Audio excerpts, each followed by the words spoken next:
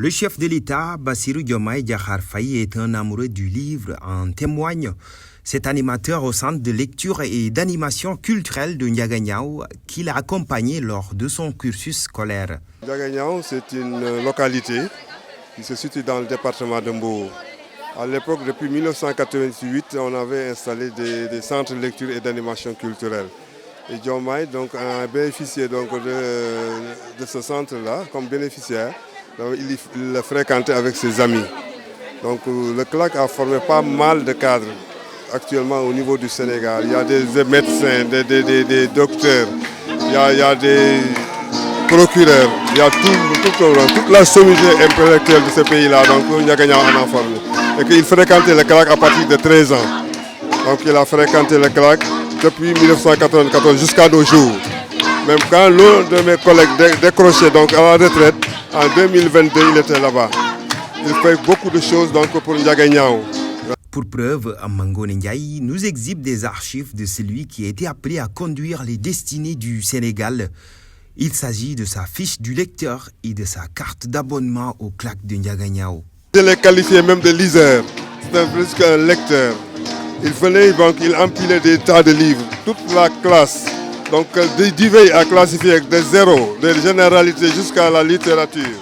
Donc, les empilait et il lisait. Voilà.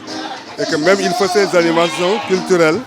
Donc, on avait instauré dans les CLAC là des vacances nawetanes. Et que Diomaye fut même président d'une association sportive et culturelle de son village Ndiaye. Il faisait des activités de lecture, des cours de vacances avec sa population. Ouais. Il était là toujours vraiment donc, au service de la population et au des débuts. Le vieux Mangone ne garde pas seulement des archives du président Bassirou Diomaye Faye. Il a aussi en mémoire des souvenirs de son épouse qu'il a encadrée durant ses débuts d'apprentissage. C'est la première dame, donc Marie Faye. Ouais. Même son papa fut animateur au CLAC de Ndiaganiao Mbaye Faye. Voilà, Marie, donc c'est moi-même qui l'ai encadré, de la petite section jusqu'à la grande section. Et qu'elle-même aussi, elle a fréquenté le CLAC donc jusqu'à la classe de terminale. Ouais. Le prétexte sur cet intérêt de talent de lecteur du nouveau homme fort du pays s'explique par la Journée mondiale du livre et du droit d'auteur célébrée le 23 avril de chaque année. Avec un président qui est bibliophile, cet animateur culturel ne doute point du livre qui retrouvera sa place sous son magistère. Vraiment, nous sommes vraiment optimistes et que je sais qu'il le fera parce qu'il ne cesse de lire. Ouais. Et quand vous consultez les documents donc à la télé, il ne cesse de remercier le CLAC parce qu'il a contribué à sa formation. Et que nous le sollicitons. Hein. Il participe donc aux animations culturelles du CLAC.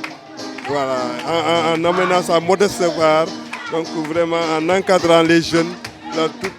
Parce que le CLAC, vraiment, c'est je dirais même une pépinière du civisme et donc de la citoyenneté.